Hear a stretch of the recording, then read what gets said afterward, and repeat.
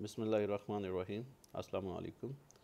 आज हमारा 17th lecture है जी, और आज हम कुछ इश्यूज़ देखेंगे जो कि हम फेस करते हैं आर्टिफिशियल न्यूरल नेटवर्क की ट्रेनिंग के दौरान या थ्रू आउट द प्रोसेस, और देखेंगे कि हम उन्हें कैसे एड्रेस कर सकते हैं। उसके अलावा एक और बहुत इंपॉर्टेंट टॉपिक डेटा प्रिपरेशन के कुछ प्री प्रोसेसिंग्स जो हम कर सकते हैं ज़्यादा बेहतर तरीके से अपने मॉडल को इस्तेमाल करने के लिए और ज़्यादा बेहतर रिज़ल्ट्स गेट करने के लिए डेटा को हम ट्रेनिंग से पहले उसके ऊपर कुछ जो हम प्री प्रोसेसिंग कर सकते हैं, ये डेटा को प्रिपेयर करते हैं, उस हवाले से हम कुछ इंपॉर्टेंट चीज़ें आज डिस्कस करेंगे। Here you can see the lecture headlines। हम सबसे पहले बात करेंगे लर्निंग एंड मोमेंटम के बारे में, लर्निंग रेट एंड मोमेंटम के बारे में। वेट्स को इनिशलाइज करने के हवाले से हम कुछ इम्पॉर्टेंट पॉइंट डिस्कस करेंगे, और फिर हम देखेंगे कि the problem of overfitting and generalization के जिसके अंदर हम देखते हैं कि ऑलरेडी हम बात कर चुके हैं ओवरफिटिंग के बारे में लीनियर रिग्रेशन और लॉजिस्टिक रिग्रेशन के केस में, और वहाँ पे हमने देखा था कि फिर हम इसके लिए रेगुलराइजेशन यूज़ कर सकते हैं। तो यहाँ भी हम देखेंगे कि ओवरफिटिंग न्यूरल नेटवर्क्स में किस वजह से आती है और उसका इम्पैक्ट क्या आता है, और फिर हम बात करेंगे डेटा प्रिपरेशन के हवाले से कुछ इंपॉर्टेंट पॉइंट्स हैं जिसमें हम देखेंगे कि डेटा को ट्रेनिंग से पहले हम किस तरह से पहले एक बेहतर फॉर्म में लेके आ सकते हैं। Okay, learning rate and momentum. सबसे पहले हम लर्निंग रेट की बात करते हैं जी। लर्निंग रेट आपको, जैसे कि हम ऑलरेडी जानते हैं, हम पहले लीनियर रिग्रेशन वगैरह में और लॉजिस्टिक रिग्रेशन में भी ये पढ़ चुके हैं कि अगर हम वेट्स अपडेट करते हैं ताकि हम एरर को रिड्यूस कर सकें, और जो वेट्स हैं उन वेट्स में जो हम चेंज लेके आते हैं, अगर वो चेंज जो है वो जो जितनी ज़्यादा चेंज है, हम कहेंगे कि वो जो स्टेप साइज़ है जो हम एक स्टेप ले रहे हैं ऑप्टिमम पॉइंट की तरफ जाने के लिए, वो ज़्यादा है, और अगर वो जो चेंज हम वेट में कर रहे हैं वो कम है तो स्टेप साइज़ हमारा कम है। तो बेसिकली लर्निंग रेट जो है ये स्टेप साइज़ को कंट्रोल करता है कि अगर आपने वेट में चेंज करनी है ताकि अगली आइट्रेशन में एरर रिड्यूस हो सके, तो वो चेंज जो है वो कितनी ज़्यादा या कितनी कम करनी है, बेसिकली लर्निंग रेट से हम उसे कंट्रोल करते हैं। हमने देखा था कि अगर हम लर्निंग रेट को बड़ा हाई कर देते हैं तो इसका इम्पेक्ट ये आता था कि हमारा जो एल्गोरिदम है वो ओवरशूट कर जाता है, वो कन्वर्जेंस की तरफ जाने की बजाय डाइवर्ज कर सकता है, और कभी भी ग्लोबल ऑप्टिमम या ऑप्टिमम पॉइंट पर नहीं पहुंच पाता, बल्कि एरर अगली इटरेशंस में और ज़्यादा बढ़ना शुरू हो जाता है। तो लर्निंग रेट का ये इम्पेक्ट हम ऑलरेडी देख चुके हैं। फिर इसलिए हमने कहा था कि लर्निंग रेट को हमें ट्यून करना पड़ता है एक ऐसी वैल्यू पर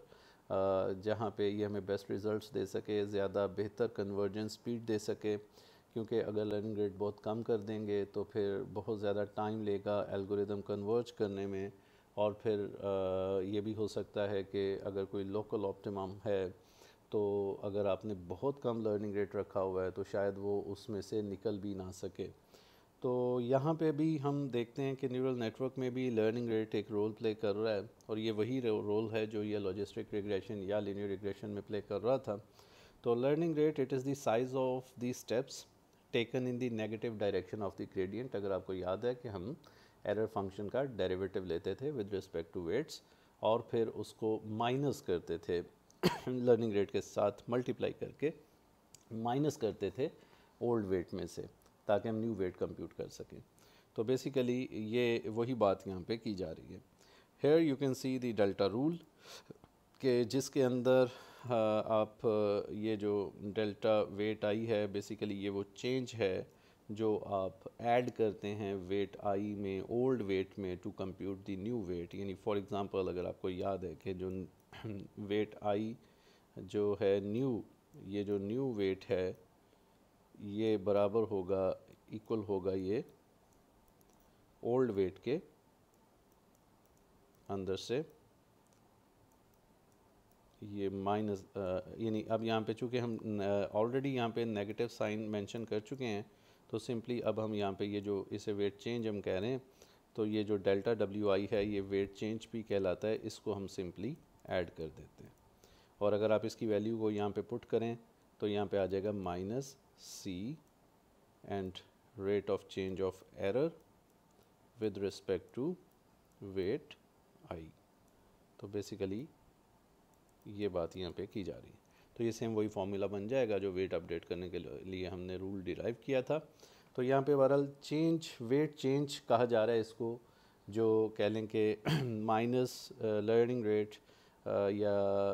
into derivative of error function with respect to weight I,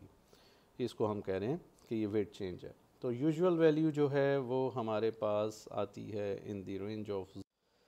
okay if the learning constant C is large, ये जैसे अल्फ़ा भी हम कह रहे थे, यहाँ पे हम सी कह रहे हैं उसे, अगर लार्ज है जो लाइक 0.5 और मोर है तो weights move quickly to optimal value. तो वेट जो है वो बड़ी ज़्यादा चेंज उसमें आएगी और वो ऑप्टिमल पॉइंट की तरफ जाएगा। लेकिन वहाँ पे एक रिस्क है कि ऐसा बिल्कुल पॉसिबल है कि आप ऑप्टिमम पॉइंट को क्रॉस करके उसकी दूसरी तरफ मूव कर जाएं और एक ऑसिलेशन स्टार्ट हो जाए कि आप उससे अगली आइट्रेशन में देखें तो कुछ इस तरह का प्रोसेस शुरू हो जाए कि फ़र्ज़ करें कि ये ग्लोबल ऑप्टिमम पॉइंट था, कर्व आपकी कुछ इस तरह की थी, यहाँ पे वेट था जो आपने चेंज करना था और आपने लर्निंग रेट चूँकि काफ़ी हाई रखा हुआ था, तो अगली आइट्रेशन में ये जो चेंज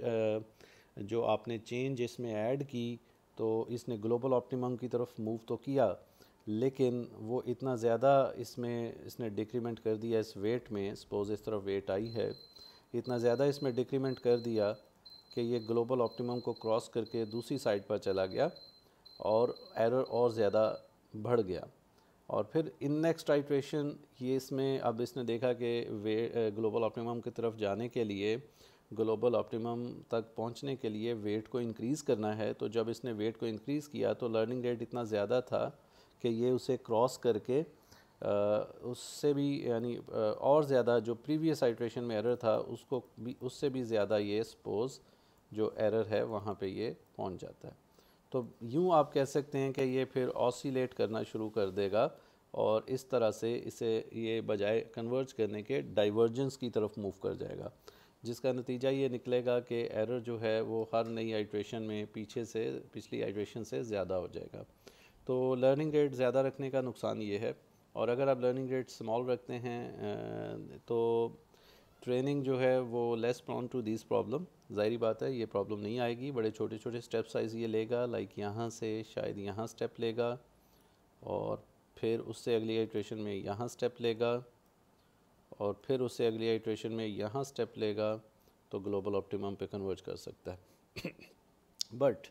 अगर आपने बहुत छोटे स्टेप्स लेने शुरू कर दिए तो फिर ये ग्लोबल ऑप्टिमम तक पहुंचने में बहुत ज़्यादा टाइम ले सकता है, ये इसका ड्रॉबैक भी है। और it may also stuck into a local optimum, ऐसा भी मुमकिन है कि अगर एक लोकल ऑप्टिमम है और उस लोकल ऑप्टिमम के अंदर से वो फिर गुज़र ना सके और उसके अंदर स्टक हो जाए।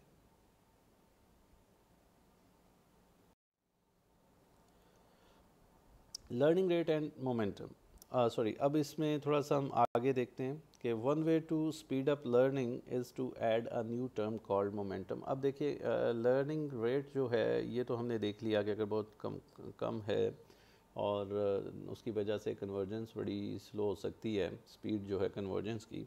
और दूसरा ड्रॉबैक जो है वो ये है कि लेट्स से कि अगर मेरे पास इस तरफ एरर है और इस तरफ वेट है, ये वेट है और ये एरर है, और सपोज़ मेरे पास जो कर्व एरर की बन रही है वो कुछ इस तरह की बन रही है जी, यहाँ पे ग्लोबल ऑप्टिमम है।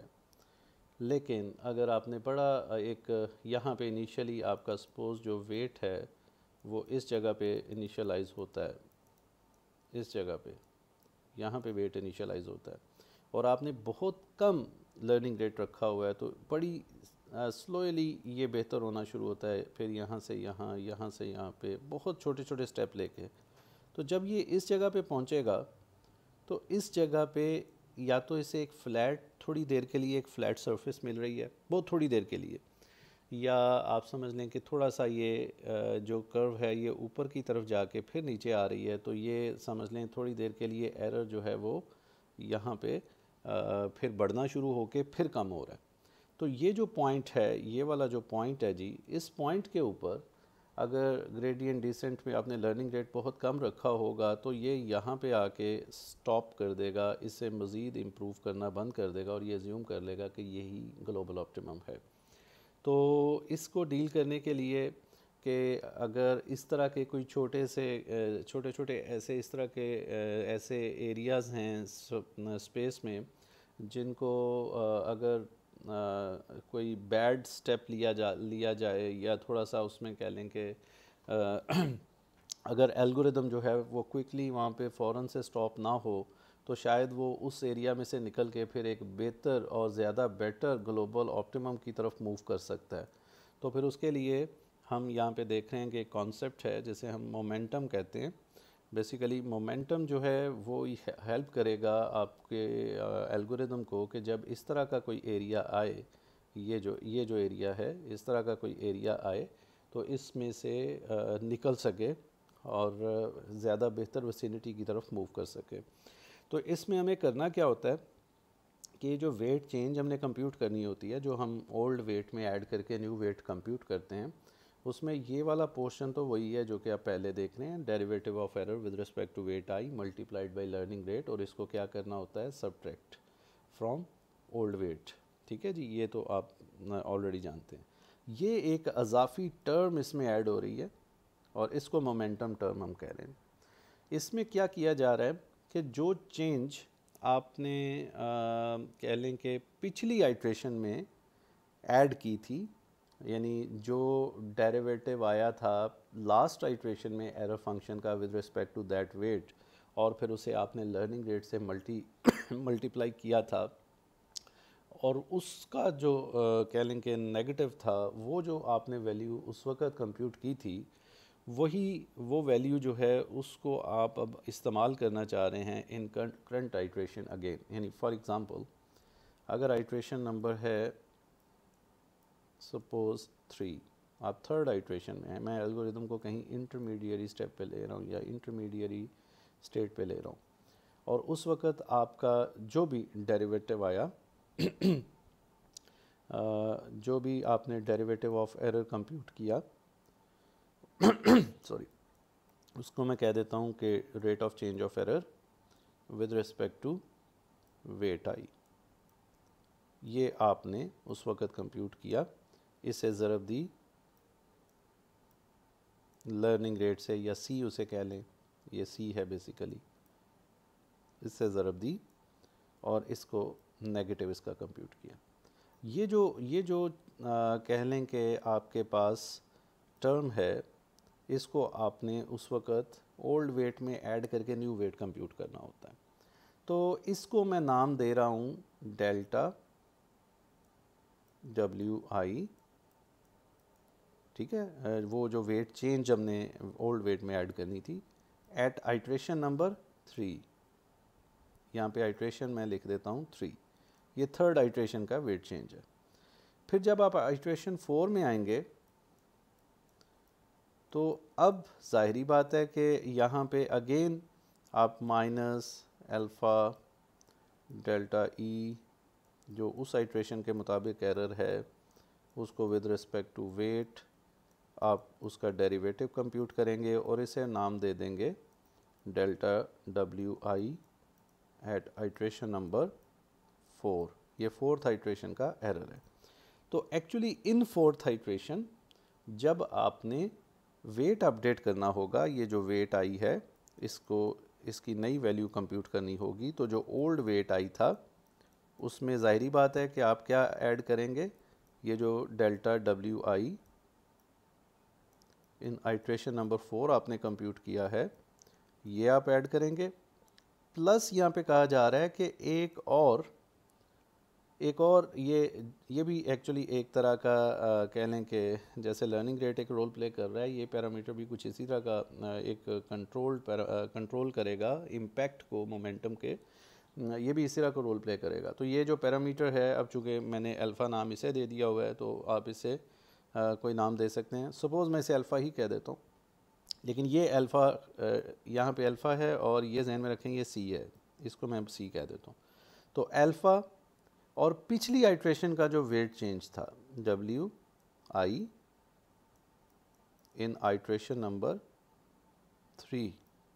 ठीक है जी, 3 नंबर आइट्रेशन के अंदर जो वेट चेंज था वो भी साथ ऐड किया जा रहा है अब। इसी तरह से जब थर्ड आइट्रेशन के अंदर वेट चेंज हो रहा होगा तो उसमें सेकंड आइट्रेशन का वेट चेंज साथ ऐड किया जाएगा।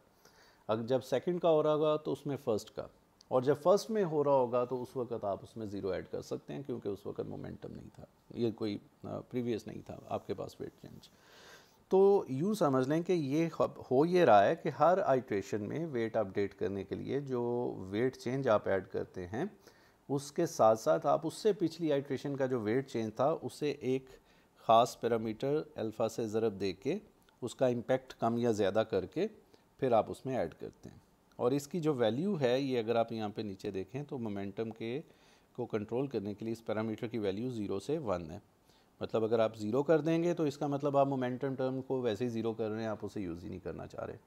1 कर देंगे तो आप एज इट इज़ पूरे का पूरा वो वेट चेंज जो है उसे इस्तेमाल करना चाह रहे हैं। और अगर 0 से 1 की रेंज में कुछ रखेंगे तो फिर आप उसके उतने परसेंट, सपोज अगर आपने 0.3 रखा है तो आप 30% इम्पैक्ट इंक्लूड करना चाह रहे हैं पिछली आइट्रेशन का जो वेट चेंज था उसका। तो लिहाजा the weight update on the nth iteration is partially dependent upon the weight that occur during the n-1th iteration. तो ये एक इम्पॉर्टेंट बात है, इससे हम कह रहे हैं मोमेंटम टर्म। ठीक है जी, इसका इम्पैक्ट क्या होगा ये अभी आप अगली आइट्रेशन में देख पाएंगे, लेकिन आई होप कि आपको समझ आ चुका होगा कि अब हम एक्चुअली जब भी वेट अपडेट किया करेंगे तो हमने करना क्या है कि हमने करंट आइट्रेशन में rate of change of error with respect to weight को लर्निंग रेट से मल्टीप्लाई करना है और माइनस तो करना ही है ओल्ड वेट में से। साथ आपने पिछली आइट्रेशन के अंदर जो वेट चेंज कह लें या rate of change of error with respect to weight i compute किया था और उससे उस वक्त लर्निंग रेट से जो ज़रब दे के और उसका नेगेटिव कंप्यूट करके जो जवाब आया था उसका आपने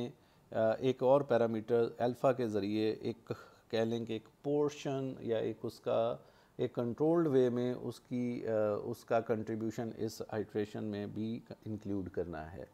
और इसका क्या इम्पैक्ट आएगा will see that in upcoming slides.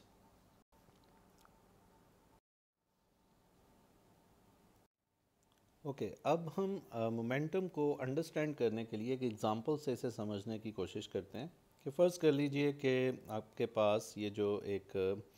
Error surface है या ये जो आपका एरर फंक्शन प्लॉटेड है, ये आप समझ लें कि एक ऐसी सरफेस है जिसके ऊपर से हम एक बॉल को रोल कर रहे हैं। यानी आपने इनिशियली जो वेट आपको मिला सपोज़ वो इस जगह पे था और उस हिसाब से अप्रॉक्सीमेटली ये वो जगह थी जहाँ पे यहाँ से आपने एरर को मिनिमाइज़ करना स्टार्ट करना है। तो ऑफ कोर्स जैसे कि आइडियली होता ये है कि जिस तरफ ग्लोबल ऑप्टिमम होगा या ऑप्टिमम पॉइंट होगा ये वेट जो है ये ग्रेजुअली उस तरफ बढ़ना या कम होना शुरू हो जाता है और फिर आहिस्ता आहिस्ता वहाँ तक पहुँचता है और जहाँ पे हमें मिनिमम एरर मिलता है सपोज़ ये वो जगह है। ठीक है जी, तो उसके नतीजे में जब जो एरर उस सरफेस के ऊपर हम अगर उसे देखें कि किस तरह से हमें रिड्यूस होता हुआ नज़र आता है तो उसको हम एक तशबीह दे सकते हैं एक बॉल से कि अगर मैं इस बॉल को रोल करूं इस सरफेस के ऊपर तो ये बॉल जो है ये ऑटोमेटिकली उस ग्लोबल ऑप्टिमम या उस ऑप्टिमम पॉइंट की तरफ मूव करेगा। लेकिन इस बॉल को कंट्रोल कौन कर रहा है कि ये किस तरफ मूव करे, वो कंट्रोल कर रहा है वेट चेंज टर्म। वो जो वेट चेंज टर्म है जो डेल्टा डब्ल्यू आई है जो कि बराबर है minus learning rate into derivative of error function with respect to weight आई। तो ये बेसिकली वो जो वेट चेंज टर्म है डेल्टा डब्ल्यू आई ये उसके ज़रिए कंट्रोल हो रही है बॉल की मूवमेंट। अगर हम पुराना जो फंक्शन है फ़िलहाल मोमेंटम को अगर हम कंसिडर नहीं कर रहे तो जस्ट वो टर्म थी जो कि वेट को चेंज करती थी और फिर उसके नतीजे में वेट चेंज होने के नतीजे में एरर कम या ज़्यादा होता था। तो यहाँ पे आप ये समझ सकते हैं कि इस बॉल को हम यहाँ से कह लें कि रोल कर रहे हैं, यहाँ से छोड़ रहे हैं कि ये मूव करे टूवर्ड्स द ऑप्टिमम पॉइंट, लेकिन उस चीज़ को कंट्रोल करेगा वेट चेंज। ठीक है जी। तो वेट जिस रफ्तार से चेंज होगा ये बॉल उस रफ्तार से मूव करेगी। तो ये हमने एक एग्ज़ाम्पल बना ली। अब हम देखेंगे कि मोमेंटम इसमें किस तरह से काम करता है। तो the effect of momentum is the tendency to keep the ball rolling in the same direction from one iteration to next iteration. कि एक आइट्रेशन से अगली आइट्रेशन में जो मोमेंटम है बेसिकली वो जो एक ट्रेंड है, जिस ट्रेंड में बॉल मूव कर रहा है एक डायरेक्शन में, उसके अंदर उसी ट्रेंड में मूव करने की जो एक टेंडेंसी है उसको ये जो मोमेंटम है उसकी वजह से ये उसमें इंट्रोड्यूस होती है। क्यों? क्योंकि पिछली आइट्रेशन में जो वेट चेंज थी आप उसको इनकॉर्पोरेट कर रहे हैं अगली आइट्रेशन के अंदर भी। ठीक है जी। तो पिछली आइट्रेशन में अगर बॉल एक ख़ास या वेट से ख़ास डायरेक्शन में चेंज हो रहे थे और उसके नतीजे में बॉल एक ख़ास डायरेक्शन में मूव कर रही थी, तो वो इम्पैक्ट अब इस आइट्रेशन के अंदर भी रिफ्लेक्ट होगा। बेशक इस आइट्रेशन में वेट चेंज डायरेक्शन जो है और जो बॉल की डायरेक्शन है उसके नतीजे में वो थोड़ी चेंज ही क्यों ना हो जाए, पिछली आइट्रेशन का इम्पैक्ट भी उसके अंदर आएगा। इसको हम देख सकते हैं इस तरह से कि फ़र्ज़ कर लीजिए कि ये जो सेकंड पॉइंट है कि it keeps the ball rolling through the small local minima in the error surface and along the flat regions in the surface where the ball would normally stop. ये बड़ा इंपॉर्टेंट पॉइंट है। फ़र्ज़ कर लीजिए कि जो मेरे पास एरर फंक्शन है वो कुछ इस तरह से होता, यहाँ एक फ्लैट सरफेस आ जाती और फिर उसके बाद ये कम होना शुरू हो जाता, कुछ इस तरह से होता। तो ऑब्वियसली ये global optimum in this function. तो अगर बॉल यहाँ से रोल करना शुरू करे इस जगह से, तो ये अगर मोमेंटम टर्म इसमें ना हो तो जस्ट वेट चेंज के सहारे ये बॉल मूव करे, तो सपोज़ ये यहाँ से इस जगह आ जाए। ठीक है जी। अगली आइट्रेशन में यहाँ से ये इस जगह आ जाए, उससे अगली आइट्रेशन में ये इस जगह आ जाए। ठीक है। और अब चूंकि एक फ्लैट सरफेस पे बॉल पहुंच चुकी है तो फ्लैट सरफेस का डेरिवेटिव जो है वो होता है ज़ीरो। तो चूंकि ये ज़ीरो डेरिवेटिव आ रहा है तो अब जो वेट चेंज है वो हो जाएगी ज़ीरो लर्निंग रेट से मल्टीप्लाई होके। तो अब वेट में कोई चेंज नहीं आएगी, और अगर वेट में कोई चेंज नहीं आएगी तो ये बॉल आगे नहीं बढ़ सकेगी, ये इधर ही स्टॉप कर जाएगी। यहाँ पे ये कहा जा रहा है। और दूसरी तरफ अगर आप इस नीचे वाली एग्जांपल में देखें तो ये एक तरह का लोकल ऑप्टिमम पॉइंट है कि ये बॉल अगेन यहाँ से रोल करते हुए यहाँ आके इस जगह पे जब पहुँचेगी, ठीक है, और इस जगह पे पहुँचने पे अगर थोड़ा सा एक स्टेप ये और लेती है, और अगर स्टेप साइज़ इतना छोटा है कि इस जगह से उठ के ये इस जगह पर देखे, यानी इतना स्टेप हो, तो शायद इतनी छोटी वैल्यू, इतने छोटे से स्टेप में जब ये देखे कि एरर तो बढ़ना शुरू हो गया है, तो ये इसमें से बाहर ना निकल सके और इधर ही कन्वर्ज कर जाए। क्योंकि आपने देखा था कि जो ग्रेडियंट डिसेंट है ये वेट्स को उस डायरेक्शन में चेंज करता है जिस डायरेक्शन में उसे एरर कम होता हुआ नज़र आता है। तो अगर किसी तरफ एरर बढ़ता हुआ नज़र आएगा तो ये वेट्स को उस तरफ लेके नहीं जाएगा। तो ज़ाहिरी बात है कि अगर ये बॉल इस एरिया में कहीं पहुंच गई और इसके दोनों तरफ एरर थोड़ा ज़्यादा हो रहा है, इस तरफ तो एरर वैसे ही ज़्यादा हो रहा है और यहाँ पे एक छोटा सा जंप है जिसकी वजह से भी एरर थोड़ा सा बढ़ रहा है। और सपोज़ एक स्टेप साइज़ इसने जो यहाँ से यहाँ पे लिया वो इतना छोटा था कि वो इसे क्रॉस करके इस तरफ नहीं आ सका, तो फिर क्या होगा, फिर वो देखेगा दोनों तरफ ही एरर ज़्यादा मिल रहा है, तो वो यहाँ पे एल्गोरिदम जो है वो कन्वर्ज करना शुरू हो जाएगा, यहाँ पे स्टॉप हो जाएगा। तो चाहे फ्लैट एरिया आ जाए या फिर एक ऐसा एरिया आ जाए कि जिसमें आपकी बॉल एक ऐसी जगह पहुंच जाए कि एरर बढ़ाने से भी वेट बढ़ाने से भी एरर बढ़ रहा हो, वेट कम करने से भी एरर बढ़ रहा हो, तो वो एक ऐसा एरिया है जिसे हम लोकल ऑप्टिमम कह रहे हैं। वहाँ से आपका एल्गोरिदम फिर नहीं निकल पाएगा। ठीक है जी। अगर स्टेप साइज़ इतना नहीं है कि वो उस अगले स्टेप में उसको क्रॉस करके उससे बाहर निकल सके। तो अगर ऐसा है तो यहाँ पे मोमेंटम एक बहुत ज़बरदस्त रोल प्ले करता है। फॉर एग्ज़ाम्पल जब ऊपर वाली अगर मैं ये फ्लैट एरिया वाली एग्ज़ाम्पल देखूँ तो इसके अंदर जब यहाँ पे ये बॉल यहाँ पहुँचेगा और आपकी जो वेट चेंज टर्म है उसके अगेंस्ट मुझे डेरिवेटिव ज़ीरो मिलने की वजह से कोई चेंज नहीं आएगी, तो उससे पिछली आइट्रेशन में जब ये बॉल यहाँ से यहाँ आया था तो उस वक़्त तो एक वेट चेंज कंप्यूट हुई थी, वो ज़ीरो नहीं थी। तो उस वेट चेंज को साथ शामिल करने से अब कम से कम जो कह लें कि वेट में न्यू चेंज आएगी वो ज़ीरो नहीं होगी। तो यहाँ पे एल्गोरिदम रुकेगा नहीं, बेशक के यहाँ से यहाँ तक आने में इसने जो स्टेप लिया था, आपने वो जो वेट चेंज है उसको एक अल्फ़ा से मल्टीप्लाई करके उसका इम्पैक्ट रिड्यूस कर रहे हैं। सपोज़ अगर वो एक जंप जो है वो 5 इंचज़ का था सपोज़, और आप उसे 0.2 से मल्टीप्लाई करके उसका स्टेप साइज़ कम कर रहे हैं, वो एक बात वैलिड है, लेकिन फिर भी ज़ीरो तो नहीं है। तो लिहाजा ये बॉल जो है ये इधर बेशक अब इसके मूव करने की रफ़्तार थोड़ी कम हो सकती है, लेकिन अभी भी जो मोमेंटम है जो कि पिछली आइट्रेशन से आ रहा है वो इसे मूव करवाता रहेगा, यहाँ तक कि अगर ऐसा पॉसिबल हुआ कि ये बिल्कुल ज़ीरो होने से पहले पहले इस एरिया को क्रॉस कर जाता है तो फिर दोबारा इसकी जो स्लोप है इसमें इंट्रोड्यूस हो जाएगी, और अब जो वेट चेंज टर्म है वो आपकी ज़ीरो डेरिवेटिव देना बंद कर देगी और अगेन दोबारा ये मूव करना शुरू कर, यानी दोबारा ये इसमें दोनों टर्म्स कंट्रीब्यूट करना शुरू कर देंगी। तो लिहाजा फाइनली ये किसी ऐसी जगह पहुंच सकता है जहाँ पे हमें बेस्ट पॉइंट मिले। तो एक तो ये फ्लैट सरफेस क्रॉस कर सकता है। दूसरी तरफ अगर यहाँ पे आप देखेंगे तो अगर ये एक लोकल ऑप्टिमम में स्टक हो रहा है और आप इसमें देखें कि प्रीवियस टर्म जो है वो आप उसमें ऐड कर रहे हैं, प्रीवियस टर्म में कंप्यूट किया हुआ जो एक वेट चेंज थी वो भी आप उसमें ऐड कर रहे हैं, तो ये एक रोल प्ले करेगी। जैसे कभी आप एक बॉल को रोल करते हैं तो जब वो बिल्कुल सबसे गहरी जगह पे पहुंचता है तो उसके अंदर इतना मोमेंटम होता है कि वो दूसरी तरफ जो चढ़ाई है उसमें ऊपर चढ़ने की कोशिश करता है। तो ऐसा बिल्कुल पॉसिबल है कि अगर उसके अंदर इतनी फोर्स है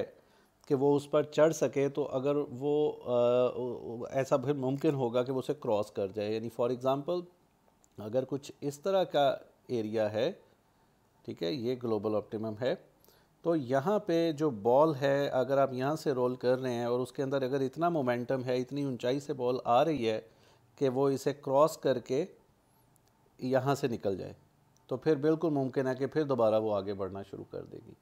ठीक है जी, तो ये मोमेंटम टर्म बेसिकली इसके अंदर एक तरह से अपना रोल प्ले कर रही है। बाकी it has also the effect of gradually increasing the step size of the search in regions where the gradient is unchanging. फ़र्ज़ करें कि एक ऐसा एरिया है जहाँ पे ग्रेडियंट, सपोज ये इस तरह का एक एरिया है, तो यहाँ पे आप यहाँ ग्रेडियंट कंप्यूट किया वही आ रहा है, यहाँ पे ग्रेडियंट कंप्यूट किया वही चीज़ आ रही है, वही जवाब आ रहा है। जैसे स्ट्रेट लाइन होती है तो उसका हर जगह पे ग्रेडियंट सेम आता है। यहाँ पे gradient means derivative of error with respect to that weight. तो अगर ये एक ऐसी सरफेस है जहाँ पे ग्रेडियंट या डेरिवेटिव सेम आ रहा है, तो आप देखेंगे कि साथ पिछली टर्म को भी इंक्लूड करने से या पिछली आइट्रेशन के अंदर जो वेट चेंज थी उसे भी साथ ऐड करने से ये जो स्टेप साइज़ है ये बढ़ जाएगा। यानी पहले अगर यहाँ से ये इतना जंप लिया था तो अब ये, और अगर वही डेरिवेटिव दोबारा आता है और पिछली टर्म वाला आइट्रेशन वाला डेरिवेटिव भी ऐड होता है, तो अब हो सकता है जंप यहाँ पे आए और उससे अगली आइट्रेशन में जंप यहाँ आए और फिर उससे अगली आइट्रेशन में जंप जो है और ज़्यादा बड़ा होता चला जाए। तो इसका फ़ायदा क्या है, कन्वर्जन स्पीड बड़ी बढ़ जाती है ऐसे एरियाज़ में जहाँ पे आपकी स्लोप एक कांस्टेंट हो जाती है या एक जैसी आ रही होती है। तो पिछली ऐड होने से वेट चेंज टर्म तो कन्वर्ज करने की जो स्पीड है एल्गोरिदम की वो काफ़ी इसमें इंक्रीज़ कर जाती है जी। तो लिहाजा ये एक बड़ी और इम्पॉर्टेंट बात है और एक और इम्पॉर्टेंट बेनिफिट है मोमेंटम का। लर्निंग रेट एंड मोमेंटम के अंदर अब हम कुछ और एक दो चीज़ें देख लेते हैं कि if the previous weight change is large then the new weight change is also large. साहिर बात है ठीक है जी। और that is the weight change carries it momentum to the next iteration, वही एक मोमेंटम है जो अगली इट्रेशन में जाता है। और it has a tendency to smooth out small fluctuations in the error weight space, जैसे कि मैंने कहा कि अगर आपका एरर फंक्शन कुछ इस तरह का है, इसमें छोटी छोटी फ्लक्चुएशंस हैं, तो आप यहाँ से बॉल रोल कर रहे हैं और अगर आपने इस बॉल को विदाउट मोमेंटम रोल किया तो ये यहाँ स्टक हो सकता है, ये यहाँ स्टक हो सकता है, ये यहाँ पे फंस सकता है, इधर ट्रैप हो सकता है, क्योंकि इसमें सिर्फ़ और सिर्फ एक स्टेप साइज़ ही है और वेट चेंज है जो इसको इसमें से निकाल सकती है। अलबत्ता अगर आप इसमें मोमेंटम टर्म ऐड करते हैं तो ये एरिया जो है, इस एरिया को ये बआसानी क्रॉस करते हुए आगे बढ़ सकता है, क्योंकि इसमें एक जैसे हम बार बार बात कर रहे हैं कि मोमेंटम या पिछली आइट्रेशंस के अंदर जो वेट चेंज है वो भी एक रोल प्ले कर रही है। तो द ट्रेनिंग रूल इज़ दस altered from pure gradient descent, तो लिहाजा ये हमने जो रूल है वेट अपडेट करने का, ये थोड़ा सा चेंज हो गया है जो एक्चुअल ओरिजिनल ग्रेडियंट डिसेंट है उससे। ओके, तो रेमेडीज़ हमारे पास अब क्या हैं जिनके ज़रिए से हम लोकल ऑप्टिमा को एस्केप कर सकते हैं, यानी लोकल ऑप्टिमा में हम ट्रैप हुए बगैर आगे बढ़ सकते हैं, क्योंकि ये एक बहुत बड़ा चैलेंज है ऑप्टिमाइजेशन के अंदर के लोकल ऑप्टिमम को अवॉइड करना या एस्केप करना ताकि आप बेस्ट पोजीशन या ग्लोबल ऑप्टिमम तक पहुंच सकें। द बैक प्रोपेगेशन एल्गोरिदम में become trapped in local minimum, पहली बात तो ये है। बेशक आप मोमेंटम भी यूज़ कर रहे हैं फिर भी गारंटी नहीं है कि हमेशा बैक प्रोपेगेशन एल्गोरिदम जो है वो एस्केप कर सकेगा लोकल ऑप्टिमम को। However due to high dimensionality of weights, ठीक है जी, बहुत ज़्यादा वेट्स हैं हमारे पास, चांसेस आर लेस, ठीक है, चांसेस कम हैं क्योंकि बड़ा कॉम्बिनेशन है किसी एक वेट या एक सेट ऑफ वेट्स के विद रिस्पेक्ट अगर ये उधर ट्रैप हो भी रहा है तो कुछ और वेट्स उसमें जो है उनमें जो चेंज हो रही है वो हेल्प कर सकती हैं लोकल ऑप्टिमम में से निकालने के लिए। तो sometimes near the global minimum the local minimum is good enough, लेकिन फिर भी इसमें गारंटी तो है नहीं कि ये लोकल ऑप्टिमा को अवॉइड कर सके बिल्कुल मुकम्मल तौर पे और हमेशा ग्लोबल ऑप्टिमम तक पहुंच सके। लेकिन फिर भी इतना ज़रूर है कि ये एल्गोरिदम जो है ये ग्लोबल ऑप्टिमम की गारंटी तो नहीं करता, लेकिन कम से कम ऐसा अगर है कि एक लोकल ऑप्टिमम जो है वो किसी ग्लोबल ऑप्टिमम के करीबी एरिया में मौजूद है और वहाँ पे अगर एल्गोरिदम स्ट्रिक आपका जो बॉल है वहाँ पे रुक जाता है, ये एल्गोरिदम वहाँ पे कन्वर्ज हो जाता है बजाय ग्लोबल ऑप्टिमम जो कि यहाँ पे है इसकी निस्बत, तो चूँकि डिफरेंस इतना ज़्यादा नहीं है अगर, तो भी एक्सेप्टेबल है कि हमें अगर ये पॉइंट भी मिल जाए तो दैट इज़ फाइन। ठीक है जी, अगर यहाँ पे हमें 100% रिज़ल्ट्स मिल रहे हैं और यहाँ पे हमें सपोज़ 95% रिज़ल्ट्स मिल रहे हैं तो हम कहेंगे दिस इज़ एक्सेप्टेबल। तो रेमेडीज़ क्या हैं? ऐड मोमेंटम, मोमेंटम ऐड कर दें, इससे आप देखेंगे कि काफ़ी बेहतर होंगे results. Incremental weight update and random training order, आप इंक्रीमेंटल अप्रोच यूज़ करें जिसमें एक सैंपल लिया जाता है वेट अपडेट किए जाते हैं, फिर दूसरा सैंपल लिया जाता है वेट अपडेट किए जाते हैं, यानी वो बैच वाला वर्जन जो है उसमें ज़रा ज़्यादा चांसेस होते हैं कि लोकल ऑप्टिमम मिस्टेक हो सकता है। और रैंडम ट्रेनिंग ऑर्डर मतलब आप एक बार जब कंप्लीट हो जाए तो फिर ट्रेनिंग और डेटा को शफ़ल कर दिया करें और शफ़ल डेटा में से फिर नेक्स्ट ट्रेनिंग सैंपल की को उठाना शुरू करें, तो इससे भी आप अमूमन लोकल ऑप्टिमा को अवॉइड कर सकते हैं। फिर train multiple neural nets with different initial weights, तो एक जो बड़ी प्रॉब्लम है इन एल्गोरिदम्स की, ये हाईली डिपेंडेंट होते हैं वो इनिशियल वेट्स या उन इनिशियल पैरामीटर की वैल्यूज़ पर जो आपने रेंडमली शुरू में दी होती हैं। ये मैंने लीनियर रिग्रेशन और लॉजिस्टिक रिग्रेशन में भी बात की थी, अब भी कर रहा हूँ कि जो आप इनिशियल वेट्स या पैरामीटर के लिए इनिशियल वैल्यूज़ आपने रेंडमली जनरेट करनी होती हैं, अगर लकीली वो एक ऐसे एरिया में जनरेट हो जाएं जहाँ पे ग्लोबल ऑप्टिमम सिचुएटेड है, फिर तो आप लाजमी तौर पर ग्लोबल ऑप्टिमम पे पहुँच जाएंगे। लेकिन अगर वो एक ऐसे एरिया में जनरेट हो जाएं, सपोज़ दो एरियाज़ हैं, तो अगर इस एरिया में कहीं जनरेट हो गया तो फिर चांसेस शायद कम हो जाएंगे कि ये ग्लोबल ऑप्टिमम तक पहुंच सके और कहीं इधर लोकल ऑप्टिमम में ये कन्वर्ज कर जाएगा। लेकिन अगर लकीली इस एरिया में कहीं जनरेट होता है तो फिर बहुत ज़्यादा चांसेस हैं कि ये ग्लोबल ऑप्टिमम तक ही पहुंच पाएगा। तो एक तो ये कि इनिशियल वेट्स या इनिशियलाइजेशन पर बड़ा हेविली डिपेंडेंट है ये एल्गोरिदम। तो फिर तरीका क्या है कि आप एक न्यूरल नेटवर्क ना ट्रेन करें, आप मल्टीपल न्यूरल नेटवर्क्स ट्रेन कर लें। सपोज़ आप 10 न्यूरल नेटवर्क्स ट्रेन करें और हर दफ़ा रैंडम इनिशियलाइज्ड वेट्स के साथ स्टार्ट लें, और उनमें से जब ये जिस जगह पर ये बेस्ट, जिस केस में या जिस 10 में से जिस दफ़ा ये बेस्ट रिज़ल्ट्स दे उनको आप यूज़ कर लें, उनके ऊपर आप फर्दर काम कर लें। तो यूँ भी हो सकता है कि अगर ये आपने 5 बार चलाया तो 5 में से ये 4 बार लोकल ऑप्टिमम में ट्रैप हुआ, लेकिन एक बार निकल गया, तो फिर आप उसे वो जो इसने एक बार निकला है उसमें से उसको आप उसको आप कंसीडर कर सकते हैं। ओके, वेट इनिशियलाइजेशन के हवाले से एक बड़ी इंपॉर्टेंट बात है कि वेट्स को इनिशियलाइज करना हो तो किस रेंज में करें। It is useful to initialize weights near zero. कोशिश करें वेट्स को बड़ी बड़ी वैल्यूज़ असाइन ना करें, 50, 60, 70, 80, इस रेंज में वैल्यूज़ नहीं होनी चाहिए। वेट्स की वैल्यूज़ होनी चाहिए ज़ीरो के करीब करीब। This results in a faster training. इसका नतीजा क्या निकलता है? ट्रेनिंग फास्ट होती है as the outputs are not biased towards one result और अनदर बिफोर एंड। ठीक है जी, एक तो इसका फ़ायदा ये है।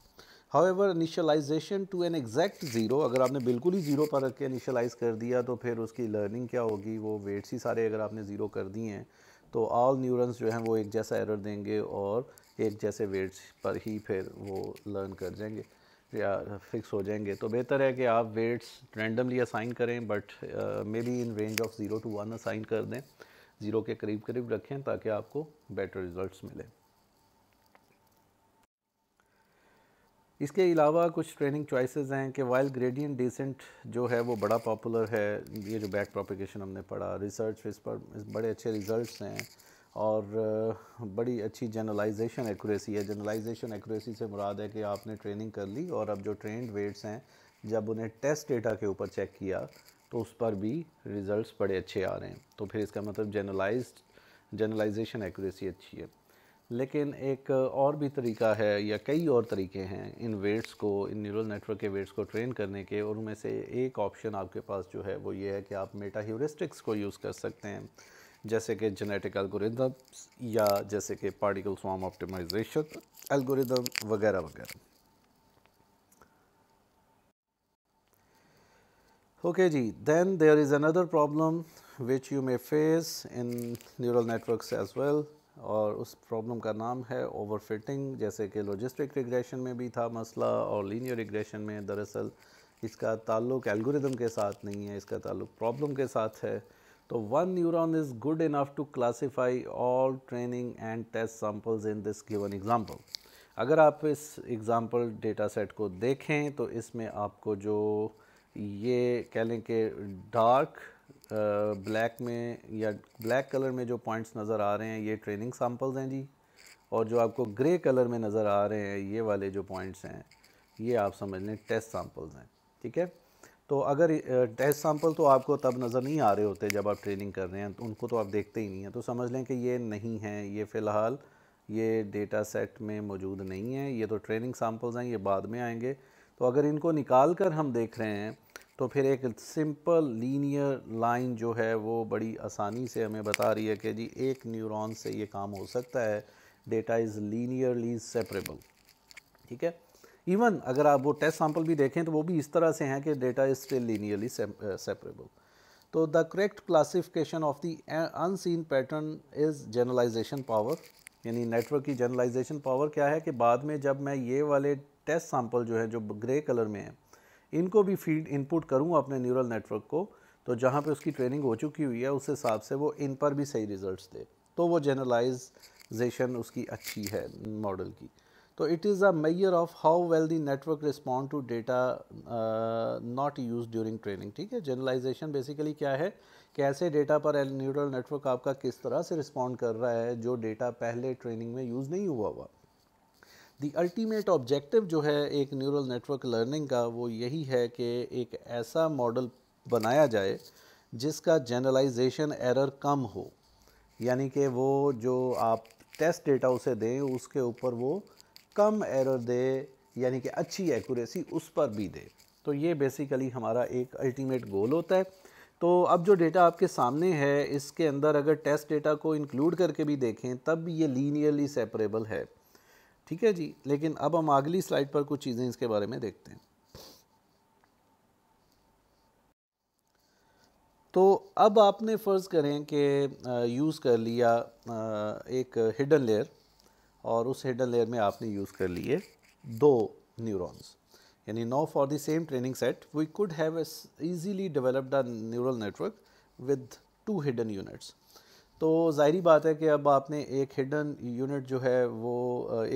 मतलब एक लेयर में दो हिडन न्यूरॉन्स यूज़ किए हैं, तो एक आपको एक बाउंड्री देगा और एक आपको दूसरी बाउंड्री देगा। अगर आप एक लम्हे के लिए जो ग्रे पॉइंट्स हैं इनको कंसीडर ना करें इस डेटा सेट में, क्योंकि वो टेस्ट सेट में आ रहे हैं, ट्रेनिंग में नहीं आ रहे, और ट्रेनिंग के टाइम पर वो हमें पता भी नहीं है कि वो हैं किस तरह से हैं वो। तो अगर इस डेटा को देखा जाए और आपसे पूछा जाए कि बाउंड्री किस तरह की है, तो बनावट इस डेटा सेट की कुछ इस तरह की है कि ये देखें कि ये जो पॉइंट्स हैं वो कुछ इस तरह से जा रहे हैं और ये जो पॉइंट्स हैं ये कुछ इस तरह से जा रहे हैं। तो लिहाजा एक बाउंड्री जो है अगर हम देखें तो एक न्यूरॉन ये बाउंड्री प्लॉट कर देगा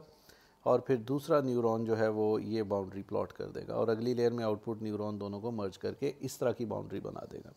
अगर इस बाउंड्री को देखा जाए और इसके बाद आप ये टेस्ट सैम्पल्स इसको इनपुट करें, तो ये जो बी सैम्पल है ये था बी क्लास का, लेकिन बाउंड्री के लेफ़्ट साइड पर आने की वजह से अब ये मिस प्रेडिक्ट होगा। ये ए क्लास का था, बाउंड्री के राइट साइड पर आने की वजह से मिस प्रेडिक्ट होगा। ये बी क्लास का सैंपल था, बाउंड्री के लेफ़्ट साइड पर आने की वजह से मिस प्रेडिक्ट होगा। तो अब क्या होगा, इसकी जनरलाइजेशन एक्यूरेसी कम हो जाएगी या जनरलाइजेशन एरर बढ़ जाएगा, क्योंकि टेस्ट डेटा के ऊपर अब ये एल्गोरिदम जो है ये अच्छा परफॉर्म नहीं कर रहा, क्योंकि आपने जो बाउंड्री बनाई है वो कुछ इस तरह से बन गई है कि वो इतनी अच्छी जनरलाइज नहीं हो पा रही। तो this network has no training error. ज़ाहिरी बात है कि ट्रेनिंग डेटा को तो जहाँ पे बाउंड्री बनी है वो बड़ा अच्छा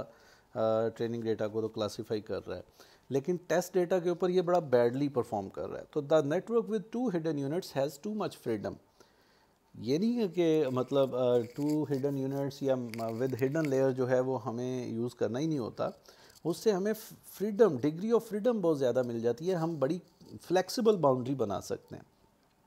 तो जाहिर सी बात है कि डेटा की बनावट कुछ इस तरह की है कि यहाँ पे जो बाउंड्री है न्यूरल नेटवर्क में अगर एबिलिटी हुई तो वो इस तरह की एक बाउंड्री कैप साइन जैसी बाउंड्री बना देगा। तो ये जो बाउंड्री है, अब ये न्यूरल नेटवर्क जो है चूँकि इसके अंदर इतनी डिग्री ऑफ फ्रीडम मौजूद थी तो उसने ये बाउंड्री बना दी, लेकिन उससे हमें जनरलाइजेशन एरर को फेस करना पड़ा। तो this is the problem of overfitting, और इस ओवरफिटिंग की प्रॉब्लम को ज़ाहिरी बात है कि फिर ओवरकम कैसे किया जा सकता है कि अगर आपने गलती से बहुत ज़्यादा लेयर्स ऐड कर दी, तो जो लेयर्स हैं वो डिग्री ऑफ फ्रीडम इंक्रीज़ कर देती हैं, और डिग्री ऑफ फ्रीडम इंक्रीज़ होने से फिर ये होता है कि ट्रेनिंग डेटा पर तो रिज़ल्ट बड़े अच्छे मिल जाते हैं, लेकिन उसमें जनरलाइजेशन कम हो जाती है। तो इट डज़ंट मीन कि आपका डेटा सेट जो है वो बेशक सिंपल सा है और वो कोई बड़े एक आध लेयर से हो सकता है, जबकि आप उसके लिए बहुत ज़्यादा लेयर्स यूज़ करके कहें जी देखें ट्रेनिंग एरर तो हमने कम कर दिया, लेकिन याद रखें उसका नतीजा ये निकलेगा कि ओवर फिटिंग हो सकती है और जनरलाइजेशन एरर जो है वो बढ़ सकता है। Here it is explained why overfitting occurs कि एक्चुअली कुछ ऐसी करेक्टरिस्टिक्स जैसे कि it occurs because the weight start getting tuned to fit idiosyncrasies of the training examples that are not representative of the general distribution of the examples।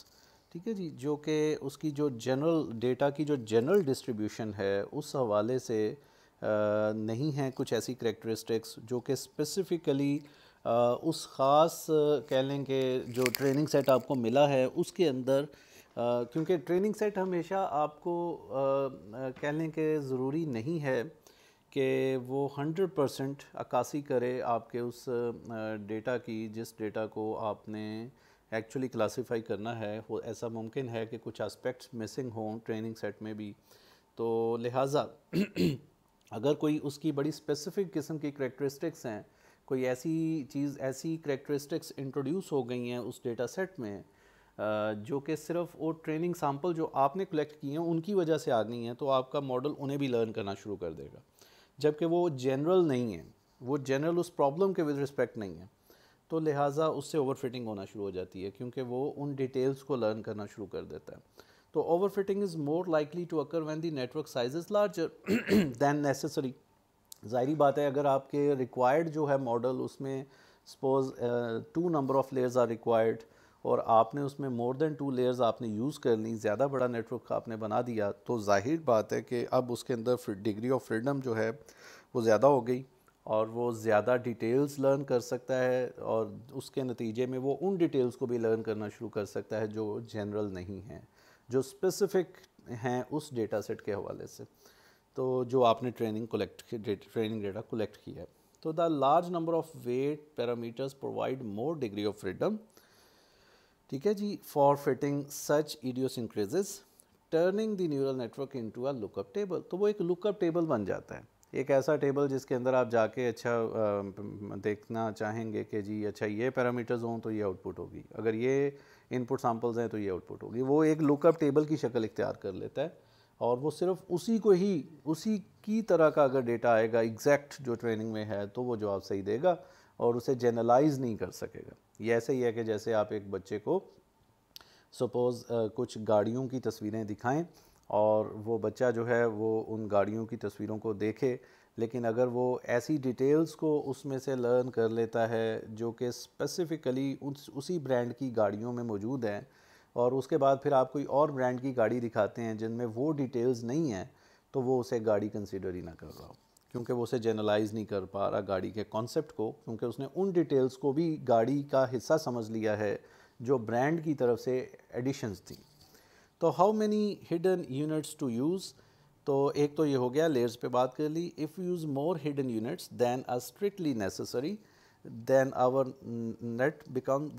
Becomes a very good lookup table. अगर आपने बहुत ज़्यादा hidden units use कर लिए और layers use कर ली तो फिर वो एक लुकअप टेबल की तरह बन जाता है और ट्रेनिंग सेट पर अच्छा काम करता है, लेकिन जनरलाइजेशन उसकी कंप्रोमाइज़ होती है। What are the right number of hidden nodes for a given problem is an active research problem। याद रखें कि ये अभी भी एक ओपन प्रॉब्लम है कि ये इसे हमें ट्रायल के ज़रिए ही इसको करना पड़ता है बेहतर।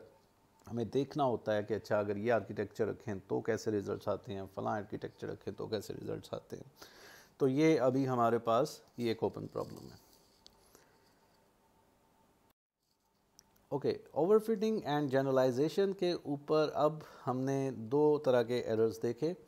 या इवन मैंने एक लेक्चर में आपको डिफरेंट एरर्स के बारे में बताया भी था। एक जो ऊपर आप एरर देख रहे हैं इसको हम सम ऑफ स्क्वायर्स ऑफ एरर्स या सम ऑफ स्क्वायर्ड एरर्स भी कहते हैं, जिसमें आप क्या करते हैं कि आपकी जो प्रेडिक्टेड क्लास है उसमें से, या जो कह लें कि एक्चुअल क्लास है उसमें से डिज़ायर्ड माइनस करते हैं या डिज़ायर्ड में से एक्चुअल माइनस करते हैं, उसका स्क्वायर लेते हैं और फिर आप जमा करते हैं फॉर ऑल यहाँ पे लिखा होगा फॉर ऑल आउटपुट न्यूरॉन्स, ये के है जो नंबर ऑफ़ न्यूरॉन्स को रिप्रेजेंट कर रहा है, for all output neurons and for P जो है वो फॉर ऑल ट्रेनिंग सैम्पल। तो ये आपके पास एक टोटल एरर आ जाता है। एक नेटवर्क में 10 आउटपुट न्यूरॉन्स हैं,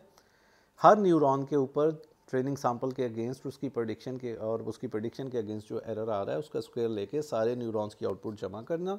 और फिर एक सैंपल के अगेंस्ट था तो सारे सैंपल्स के लिए ये काम करना, इसे हम कह रहे हैं सम ऑफ स्क्वायर्स ऑफ एरर्स। एक और एरर जो हमने यूज़ किया वो है मीन स्क्वायर्ड एरर, और इसमें आप क्या करते हैं, इसमें आप डिवाइड कर देते हैं फिर total number of samples into के साथ। ठीक है जी, total number of samples into के अगर आपके पास लेट्स सपोज के आपके पास 10 न्यूरॉन्स हैं और 1000 सैंपल्स हैं, तो आप पहले ये समझ लें कि फॉर ईच सैंपल यानी 1000 सैंपल्स के लिए उसके अंदर हर न्यू आउटपुट न्यूरॉन का जो एरर है उसके स्क्वायर लेके आप जमा करेंगे और फिर इनको आप 1000 सैंपल्स के लिए जमा करने के बाद 1000 सैंपल इंटू 10 आउटपुट न्यूरॉन है तो 10,000 से डिवाइड कर देंगे, तो ये आपका मीन स्क्वायर्ड एरर बन जाएगा। तो ये आप दो तरह के एरर्स यूज़ करते हैं और याद रखें कि मीन स्क्वायर्ड एरर जो है वो ज़्यादा बेहतर है फॉर जनरलाइजेशन एरर। अगर आपने जनरलाइजेशन एरर के तौर पर अगर इन दोनों में से किसी को यूज़ करना है तो mean squared error is better, क्योंकि ऐसा बिल्कुल पॉसिबल है कि आपका टेस्ट सेट जो है उसमें सपोज़ 200 सैम्पल्स हों और आपका जो ट्रेनिंग सेट जो था उसमें 600 सैम्पल्स हों। तो अगर आप सम ऑफ स्क्वायर्स ऑफ एरर्स लेंगे तो ज़ाहिरी बात है 600 सैम्पल्स के ऊपर जो एरर होगा वो ज़्यादा होगा और 200 सैम्पल्स के ऊपर जो एरर होगा वो कम होगा। तो आप उनको कंपेयर नहीं कर पाएंगे अगर आपको करना पड़े ट्रेनिंग एरर को और आपको अपने टेस्ट एरर को कंपेयर करके देखना हो कि ट्रेनिंग एरर जो है वो ज़्यादा था या टेस्ट एरर ज़्यादा है या कितना फ़र्क है दोनों में। तो आप दोनों को कंपेयर नहीं कर सकते क्योंकि नंबर ऑफ़ सैम्पल्स डिफरेंट हो सकते हैं। लेकिन अगर आप मीन स्क्वेयर्ड एरर यूज़ करेंगे तो आपने उधर अगर 1000 सैम्पल पर ट्रेनिंग की थी तो उसका मीन ले लिया और इधर अगर आपने 200 सैम्पल्स के ऊपर टेस्ट किया है तो उसका मीन ले लिया। तो अब दोनों कंपेयरेबल हैं, दोनों एरर्स कंपेयरेबल हैं ये देखने के लिए कि अच्छा ट्रेनिंग एरर ज़्यादा था या कम था और उसके अगेंस्ट टेस्ट एरर पर क्या असर पड़ा है, वो भी कम है या कि ज़्यादा हो गया है। तो ये देखने के लिए ज़्यादा रिलायबल आपके पास जो एरर मेजरिंग कह लें टेक्निक है वो मीन स्क्वेयर्ड एरर है। और इस मीन स्क्वेयर्ड एरर को अगर आप उस मीन स्क्वेयर्ड एरर के साथ कंपेयर करें जो आप पीछे पढ़ते रहे हैं जिसका हम डेरिवेटिव लेते थे, तो ये उससे इस लिहाज से डिफरेंट है कि उसमें आपने जब मीन स्क्वेयर्ड एरर पढ़ा था तो नंबर ऑफ़ सैम्पल से जस्ट डिवाइड किया था, लेकिन यहाँ पे नंबर ऑफ़ आप कह लें सैम्पल के साथ आप ज़रब दे रहे हैं नंबर ऑफ़ आउटपुट न्यूरॉन्स को और फिर उसके साथ डिवाइड कर रहे हैं। तो वो अजम्पशन थी कि वो लीनियर रिग्रेशन में हमने इवन देखा था या हमने लॉजिस्टिक में देखा था विद दिस अजम्पशन के there is only one neuron in output layer. यहाँ अगर आपके पास एक से ज़्यादा न्यूरॉन्स हैं इन आउटपुट लेयर तो फिर आपको उसके साथ भी साथ मल्टीप्लाई करके डिवाइड करना पड़ेगा अगर आपको मीन स्क्वेयर्ड एरर कंप्यूट करना। How to overcome the problem of overfitting? Remedies for overfitting include optimizing the network architecture and using enough training patterns. ठीक है जी, एक तो बड़ा सीधा सा जवाब ये है कि अगर आपने ओवरफिटिंग को हैंडल करना है इन न्यूरल नेटवर्क तो आपका आर्किटेक्चर उतना होना चाहिए जितना नेसेसरी है। अगर आप ज़्यादा कह लें उसमें लेयर्स और न्यूरॉन्स ऐड कर देंगे तो डिग्री ऑफ फ्रीडम बढ़ जाएगी और डिग्री ऑफ फ्रीडम बढ़ने से आप ओवरफिटिंग की तरफ जा सकते हैं। और इनफ ट्रेनिंग पैटर्न्स होने चाहिए कि नंबर ऑफ़ ट्रेनिंग सैम्पल्स जो हैं वो भी आपके पास इनफ होने चाहिए। Another approach is to detect the point of overfitting bye a set. अच्छा, ये हम पढ़ेंगे अभी, मैं इस पर थोड़ा डिटेल अभी नहीं उसमें जाऊँगा। आगे मेरा एक लेक्चर आएगा जिसमें हम test set, validation set, cross validation set और ट्रेनिंग सेट इसकी मदद से देखेंगे कि हम कैसे मॉडल्स वगैरह सेलेक्ट करते हैं, कैसे लर्निंग रेट ट्यून करते हैं, कैसे रेगुलराइजेशन में लैम्डा पैरामीटर ट्यून कर सकते हैं, कैसे न्यूरल नेटवर्क में भी नंबर ऑफ़ न्यूरॉन्स और लेयर्स ट्यून कर सकते हैं। तो ये हम देखेंगे। ओके जी, for this purpose the original data set is divided. Okay, इसमें हम करते ही हैं कि ये जो अभी फ़िलहाल मैं इस पर डिटेल में नहीं जा रहा हूँ, इसमें हम करते ही हैं कि अपना जो डेटा सेट होता है उसके खुद ही 3 हिस्से बना लेते हैं। ट्रेनिंग, एक को ट्रेनिंग कह देते हैं, एक को टेस्ट कह देते हैं, एक को क्रॉस वैलिडेशन कह देते हैं और फिर उसके ज़रिए से हम ये काम करते हैं। तो will see that in detail after 2 lectures. लेकिन एक और भी तरीका है, इसमें भी रेगुलराइजेशन कर सकते हैं। इसमें भी आप रेगुलराइजेशन टर्म ऐड कर सकते हैं एरर फंक्शन में, उस हिसाब से फिर आपको डेरिवेटिव लेना होगा और उस हिसाब से फिर वेट्स अपडेट करने होंगे, जैसे हमने लॉजिस्टिक रिग्रेशन में किया था, जैसे हमने लीनियर रिग्रेशन में किया था। ओके, अब यहाँ पे थोड़ा सा आइडिया है, चलें उस आइडिया को डिस्कस कर लेते हैं। फिर चूँकि मैंने स्लाइड में थोड़ा सा लिखा हुआ है लेकिन मैं इसमें डिटेल में फ़िलहाल नहीं जाऊँगा। Use of cross validation set to overcome the problem of overfitting. इसमें होता ही है कि अगर आपके पास सपोज 1000 सैम्पल्स हैं डेटा सेट में, तो इससे पहले कि आप ट्रेनिंग करें और फिर उसे मार्केट में आप अपना लॉन्च कर दें अपने उस एल्गोरिदम को या सॉफ्टवेयर को, और वो वहाँ पे जाके जनरलाइजेशन एरर हाई दे दे और रिज़ल्ट्स बुरे हो जाए, इससे अच्छा ये है कि आप अपने डेटा सेट के हिस्से बना लें। एक हिस्सा को सपोज़ आपके पास 1000 सैम्पल्स हैं तो आप 500 सैम्पल्स जो हैं फोटो ट्रेनिंग रख लें और उसमें से 250 सैम्पल्स जो हैं 250 सैम्पल्स उसके ज़रिए आप क्रॉस वैलिडेशन कर लें और फिर जो 250 सैम्पल्स हैं उसके ज़रिए से फिर आप टेस्ट एरर कंप्यूट कर लें। यानी 500 जो सैम्पल्स हैं उस पर आप ट्रेनिंग करें। ट्रेन करने के बाद आप जो एरर है ये देखने के लिए कि एरर जो है वो कितना, ट्रेनिंग एरर तो डेफिनेटली कम होगा लेकिन ये देखने के लिए कि जो मैंने मॉडल रखा है, जो नंबर ऑफ़ न्यूरॉन्स रखे हैं, नंबर ऑफ़ लेयर्स रखी हैं, क्या उसकी वजह से ओवरफिटिंग तो नहीं हो रही, उसके लिए अब आप एरर कंप्यूट करें क्रॉस वैलिडेशन सेट के ऊपर। अगर आपका ट्रेनिंग एरर जो है वो कम था और क्रॉस वैलिडेशन एरर जो है वो आपका हाई आ जाता है, तो इसका मतलब ओवरफिटिंग की तरफ जा रहे हैं। और फिर आप क्या करें, अब आप अपनी नंबर ऑफ़ लेयर्स या न्यूरॉन्स में कुछ कमी करें और फिर दोबारा से ट्रेनिंग करें और जो ट्रेनिंग एरर आए उसको नोट कर लें। और फिर आप जो 250 क्रॉस वैलिडेशन वाले डेटा पॉइंट्स थे, सैम्पल्स थे डेटा सेट में, जिनको आपने ट्रेनिंग में यूज़ नहीं किया हुआ, उस पर आप फिर दोबारा से एरर देखें। अगर तो वो एरर जो है, अब वो एरर और ट्रेनिंग एरर करीब करीब हैं, तो इसका मतलब ओवरफिटिंग नहीं हो रही। अगर अभी भी ज़्यादा है, ट्रेनिंग एरर कम है और क्रॉस वैलिडेशन एरर काफ़ी ज़्यादा आ गया, तो इट मीन्स के देयर इज़ स्टिल ओवरफिटिंग। आप दोबारा से मज़ीद कुछ एरर्स मज़ीद कुछ लेयर्स या न्यूरॉन्स कम करके देखें। यूँ आप क्रॉस वैलिडेशन सेट की मदद से ये फाइंड करते हैं कि कितनी लेयर्स और न्यूरॉन्स रखने चाहिए। एक बार जब आपके पास ये ट्यून हो जाए, जहाँ पे आपको लगे कि ये वो बेस्ट पॉइंट है जहाँ पे लर्निंग रेट और cross validation rate, training error और क्रॉस वैलिडेशन एरर करीब करीब आ रहा है, तो वहाँ पे फिर आप जो 250 सैंपल आपने एक्स्ट्रा रखे हुए थे, जैसे टेस्ट सैंपल कह रहे थे हम, अब उनके ऊपर आप जो फाइनल आपका एरर आएगा उसे हम जनरलाइजेशन एरर कहेंगे कि जी ये इस एल्गोरिदम का जनरलाइजेशन एरर है, जो कि यूजुअली क्रॉस वैलिडेशन एरर के करीब करीब ही होता है। ये एक एग्ज़ाम्पल मैंने यहाँ पे ली है और उसकी मदद से समझाने की कोशिश की है कि अगर मेरे पास 1000 सैंपल थे तो 500 पर ट्रेनिंग की, 250 रख लिए जिन पर क्रॉस वैलिडेशन किया करेंगे, और 250 वो हैं जब एक बार सारा कुछ ट्यून हो गया तो फिर उन 250 के ऊपर हम टेस्ट एरर कंप्यूट किया करेंगे। वैसे मैं ये चीज़ जो है एक लेक्चर और में डिटेल से आपको बताऊंगा भी। तो इसमें तो ट्रेनिंग अगर एरर को हम यहाँ पे देखें, सपोज़ जो कि पहले 500 सैंपल्स के ऊपर हमने कंप्यूट किया है, वो इस ब्लैक लाइन के ज़रिए प्लॉट करके दिखाया गया। तो ज़ाहिरी बात है कि अगर आप जितनी आइट्रेशंस तक चलाएंगे, उतनी आइट्रेशन, हर आइट्रेशन में एरर कम होता जाएगा, तो यूजुअली ये जो कर्व है वो हमें ऐसी मिलेगी कि हमें हर आइट्रेशन में इम्प्रूवमेंट होती हुई नज़र आ रही होगी। दूसरी तरफ एक कर्व आप जो देख रहे हैं, ये वाली, ये वो 250 सैंपल जो क्रॉस वैलिडेशन के लिए रखे हुए हैं उनके ऊपर एरर जनरेट हो रहा है सपोज़, और ये वाली जो कर्व है फाइनली जो 250 सैंपल आपने टेस्ट सेट के तौर पर रखे थे, ये उसके अगेंस्ट हो रहा है। तो अगर आप देखें तो इनिशियली आपको सारे एरर हाई मिल रहे हैं,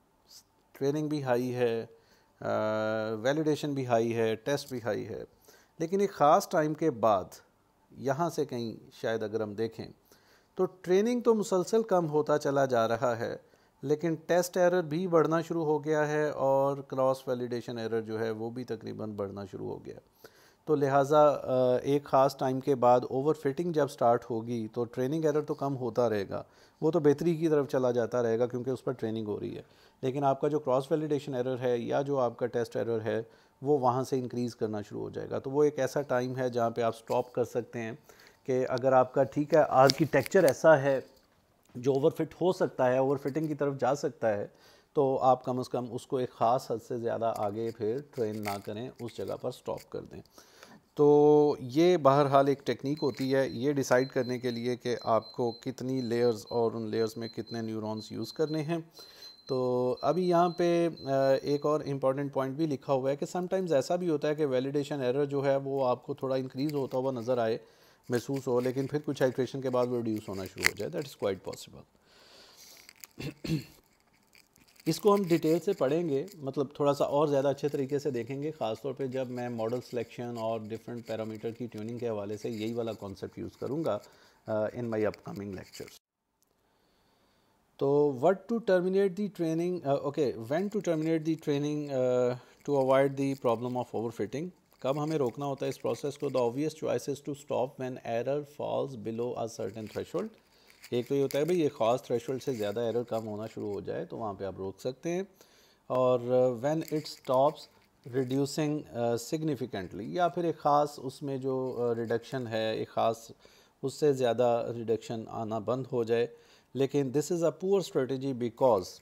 यानी ये जो ऊपर लिखी हुई है ये पुअर स्ट्रेटजी है, because back propagation tends to overfit the training samples. अगर उसके अंदर इतनी डिग्री ऑफ फ्रीडम है तो वो तो एरर को कम करता ही चला जाएगा और ओवरफिटिंग की तरफ चला जाएगा बैक प्रोपेगेशन एल्गोरिदम, अगर उसमें आपने नंबर ऑफ़ लेयर्स या जो न्यूरॉन्स हैं वो अगर डिज़ायर्ड नंबर ऑफ़ लेयर्स या न्यूरॉन्स से थोड़े ज़्यादा रख दिए हुए हैं। तो फिर इसमें फिर आप क्या कर सकते हैं, जैसे हमने लास्ट स्लाइड में बात की कि आप ये कर सकते हैं कि आप दोनों को कंपेयर करते रहें, क्रॉस वैलिडेशन एरर को और ट्रेनिंग एरर को, और देखें कि किस जगह पे क्रॉस वैलिडेशन एरर जो है वो अब बढ़ना शुरू हो गया था और उसके बाद नीचे नहीं आया, तो वहाँ पे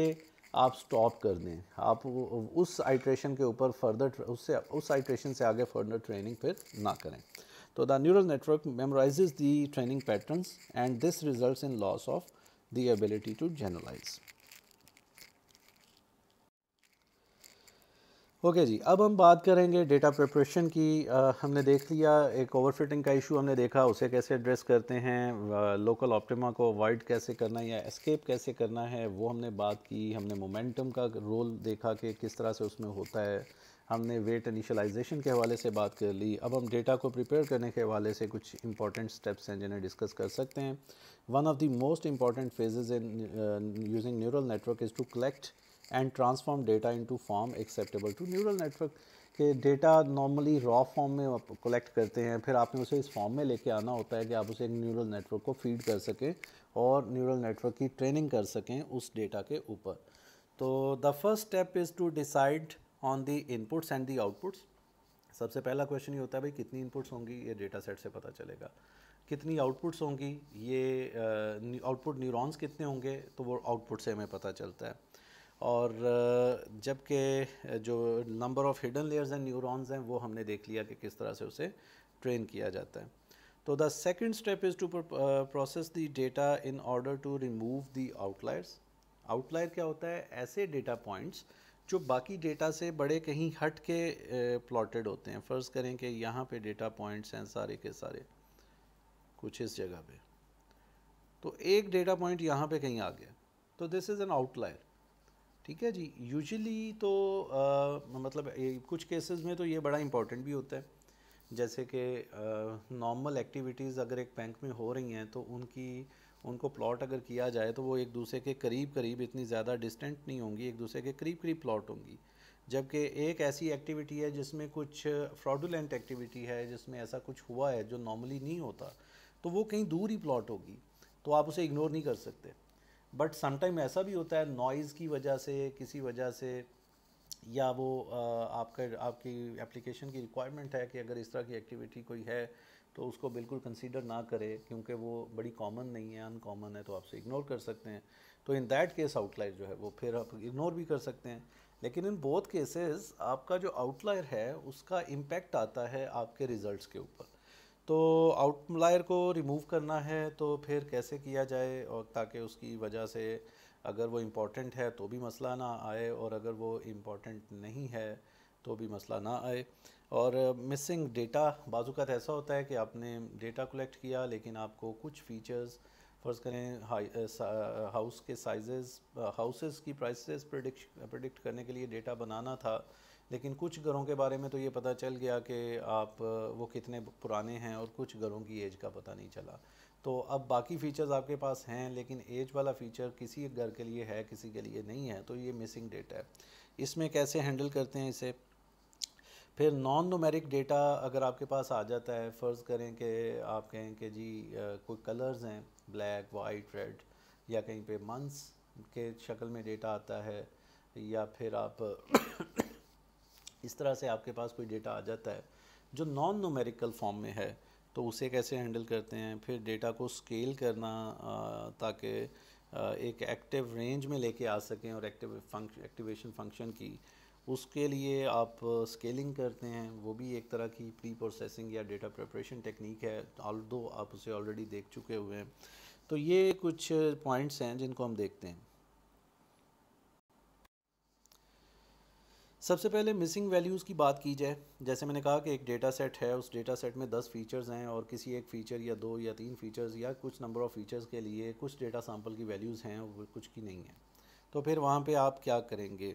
एक तो ये है कि आप पूरा इंटायर पैटर्न ही रिमूव कर दें, यानी फॉर एग्जांपल x1 एक फ़ीचर है, x2 एक फ़ीचर है, x3 एक फ़ीचर है, ठीक है जी। और यहाँ पे मेरे पास जो पहला सैम्पल है उसमें ये वैल्यू भी है, ये भी है, ये भी है, ठीक है। दूसरा सैम्पल जो है उसमें ये वैल्यू है, ये नहीं है, ये एब्सेंट है, मतलब मौजूद नहीं है डेटा में। और ये तीसरे में ये भी है, ये भी है, और ये नहीं है सपोज़, इस तरह से जी। इन्हें हम कह रहे हैं मिसिंग वैल्यूज़, ये जो क्रॉसेस हैं। तो एक क्या है कि जिसमें ये कुछ कुछ मिसिंग है, वो डेटा पॉइंट निकाल ही दें, मतलब ये डेटा पॉइंट जो है इसको ही निकाल दें। एक तो तरीका ये,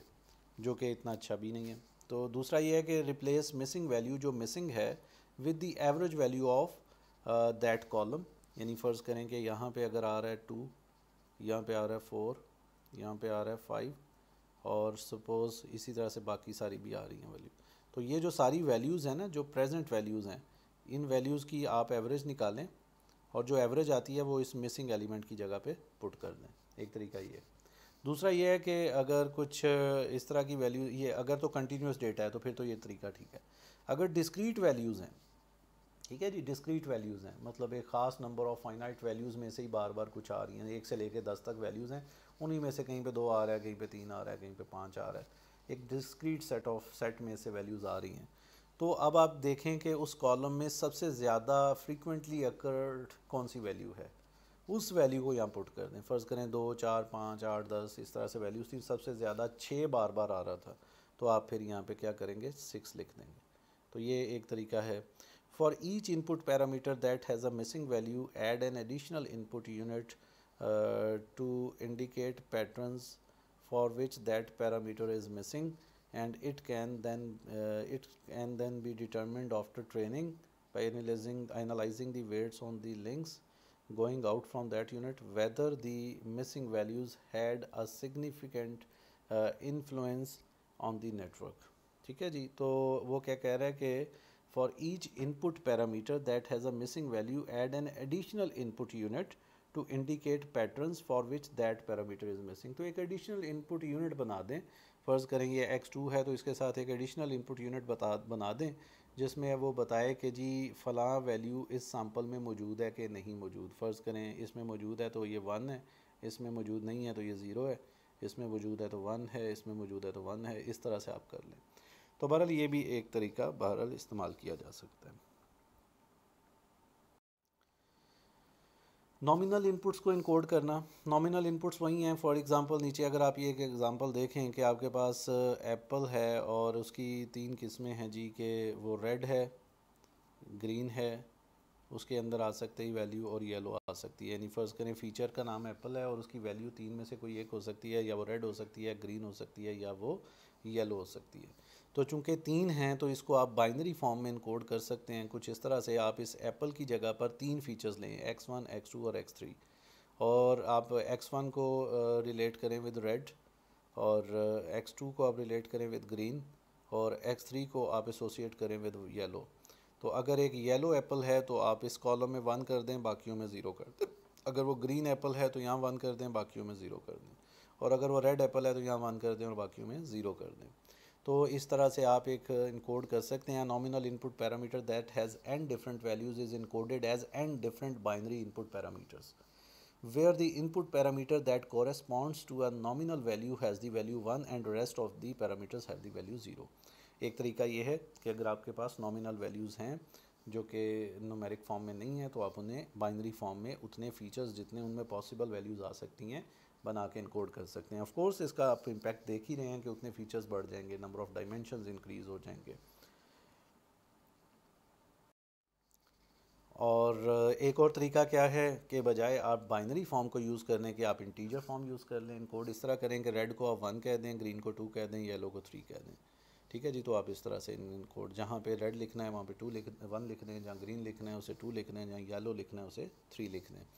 तो however this is not a good idea since neural network will interpret the input parameters as having continuous values, तो thereby losing the discrete characteristics। वो इसे continuous value के तौर पर कंसीडर करते हुए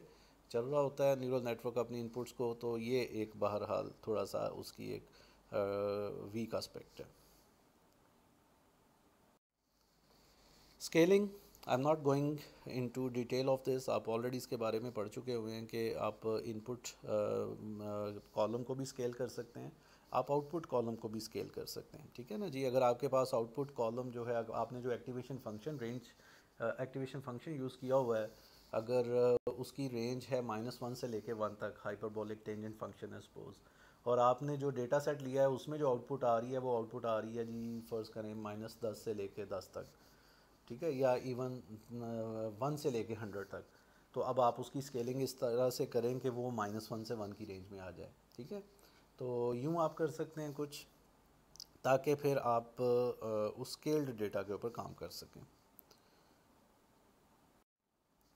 Okay, outlier have sphere effect on accuracy because they result in large error and consequently large weight updates. ज़ाहिरी बात है, जब ये बहुत दूर कहीं देखें, बाकी डेटा जो है वो सारे का सारा एक ख़ास जगह पर एक ख़ास पैटर्न में आपको नज़र आ रहा है, लेकिन ये एक अकेला पॉइंट है जो काफ़ी दूर है, तो इसकी वजह से एरर पर भी असर पड़ेगा और फिर उससे हिसाब से वेट्स का ऊपर भी असर पड़ेगा। तो जो फंक्शन आप है जिसको आप ट्रेन कर रहे हैं वो इसकी वजह से इस तरफ खिंचेगा भी,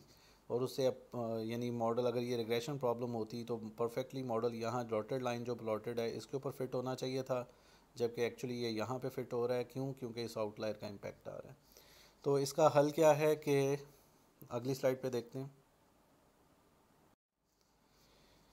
स्टेप 1 क्या है? रिमूव कर दें, आउटलायर निकाल दें। Before to start the training आप इसे ख़त्म कर दें। This method has the risk of elimination of important information. ज़ाहिर बात है, अगर ये इंपॉर्टेंट है, जैसे मैंने एग्जांपल दी थी बैंक की, तो फिर ये आप एलिमिनेट करेंगे तो एक इंपॉर्टेंट इन्फॉर्मेशन भी आप लूज़ कर जाएंगे। तो इधर दी outlier may be a genuine pattern or only one parameter in the outlier may be erroneous। फर्ज करें उस आउटलायर को, अगर आपका डेटा सेट जो है उसमें 10 फीचर्स हैं, तो 9 फीचर्स की वैल्यू सही कंप्यूट हो गई, एक फ़ीचर की वैल्यू गलती से उस एक डेटा सैंपल के लिए कुछ गलत आ गई, तो वो ऑटोमेटिकली स्पेस में उसको बाकी सैंपल से अच्छा खासा दूर कर देगी, वो सिर्फ एक वैल्यू। तो उसका नतीजा क्या निकलेगा? वो आउटलायर बन जाएगा। तो हो सकता है कि इस तरह का एक माइनर एरर जो है वो एक इम्पॉर्टेंट फ़ीचर को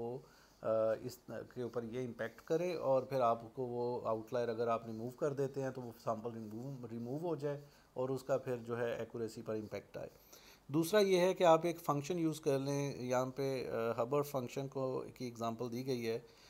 एक error function that is not ऐसा एरर फंक्शन यूज़ करें that is not influenced by the outliers, यानी उसमें क्या हो कि वो patterns for which the error is larger than some specific value, जैसे कि अल्फ़ा से, यानी एब्सोल्यूट इसलिए लिया जा रहा है कि अगर इस एब्सोल्यूट का, यानी आपका जो भी वो एरर आ रहा है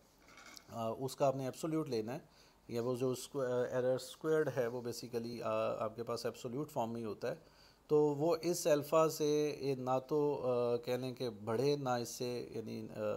नेगेटिव फॉर्म में इससे नीचे जाए, have a constant value and have zero influence when weights are updated. यानी फॉर एग्ज़ाम्पल कि आपने एक थ्रेशोल्ड फिक्स कर दी कि अगर आपके पास जो टी माइनस ओ से मुराद है कि y actual minus y desired, ये जो एरर है, और टी माइनस ओ स्क्वायर से मुराद है कि उनका स्क्वायर्ड एरर, ठीक है जी। तो यानी इस डायमेंशन में आपको स्क्वायर्ड एरर मिल रहा है और इस डायमेंशन में आपको उनका डिफरेंस मिल रहा है, ठीक है, एरर जो विदाउट स्क्वायर मिल रहा है। तो जाहिर सी बात है कि अगर आप यहाँ पे देखेंगे कि इस तरफ अगर हम जाते हैं, डिफरेंस चाहे नेगेटिव आए पॉजिटिव आए या डिफरेंस नेगेटिव आए, तो उसका स्क्वायर लेने से हमेशा जो है वो आपको पॉजिटिव ही मिलेगा, और वो स्क्वायर यानी स्क्वायर जिस तरह से इंक्रीज़ करता है उस तरह से ये इंक्रीज़ करेगा, तो दोनों तरफ आपको जो कर्व है वो ऊपर जाती हुई मिलेगी,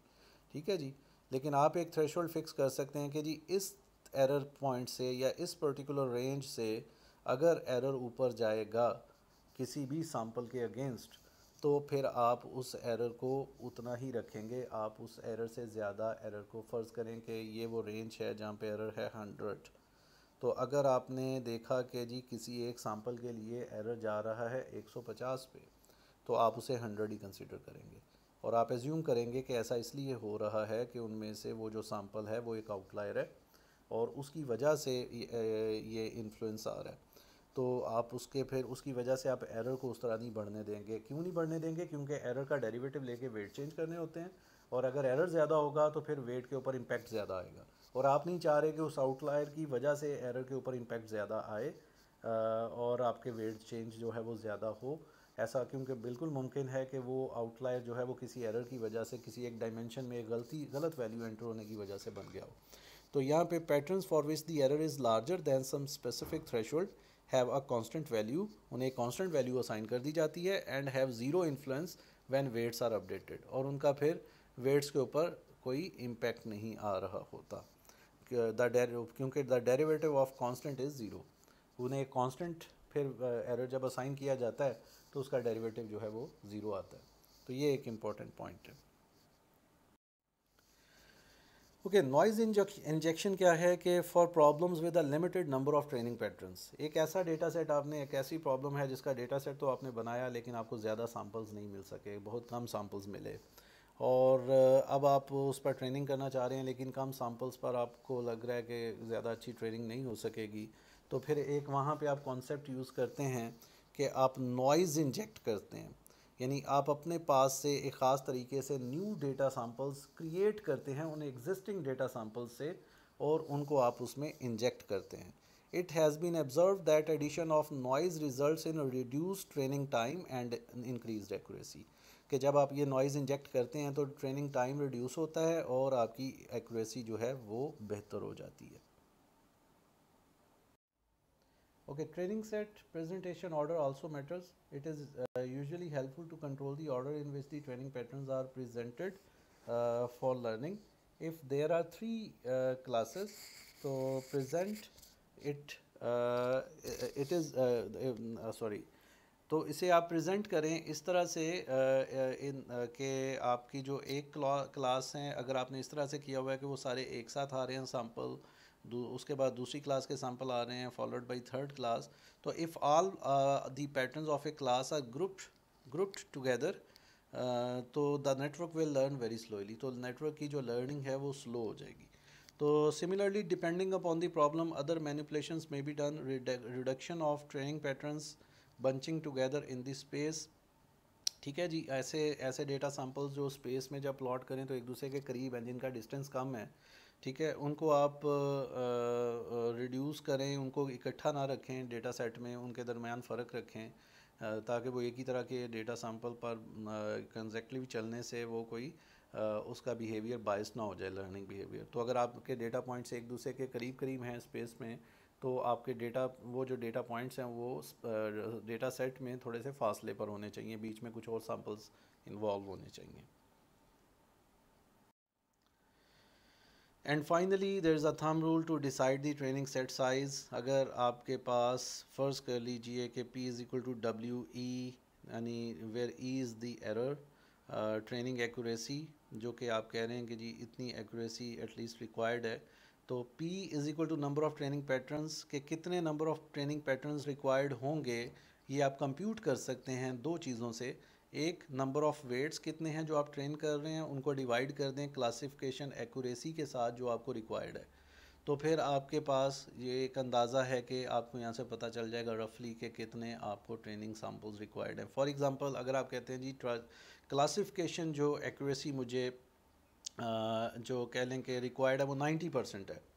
तो फिर एरर जो है वो यहाँ पे होगा 0.1, क्योंकि 1 माइनस 0.9 होता है 0.1, और सम वेट्स आपके पास 80 हैं, तो 80 को 0.1 से आप डिवाइड करेंगे तो 800 patterns are required. If you want to assure 90% accuracy, testing accuracy, the net has to be train to classify 95% of training patterns correctly. ठीक है जी, तो उसे 95% ट्रेनिंग पैटर्न्स को करेक्टली क्लासीफाई करना होगा जी। तो यहाँ पे हमारा आज का लेक्चर जो है ये ख़त्म हो रहा है। इस लेक्चर में मैंने आपको कुछ इंपॉर्टेंट डेटा प्रिपेयर करने के हवाले से टेक्निक्स डिस्कस की। इसमें हमने देखा कि लोकल ऑप्टिमा को अवॉइड करने के लिए, एस्केप करने के लिए हमारे पास एक तरीका है मोमेंटम टर्म का। हमने देखा इसमें ओवरफिटिंग का मसला भी आ सकता है, किस वजह से आता है और उसे एड्रेस करने का क्या तरीका हो सकता है, और इसके अलावा हमने वेट इनिशियलाइजेशन के हवाले से बात की। तो आई होप आप इस लेक्चर को आप समझे होंगे। अगर कोई क्यूरी है तो हम इसे क्लास में डिस्कस करेंगे। Okay, thank you, take care.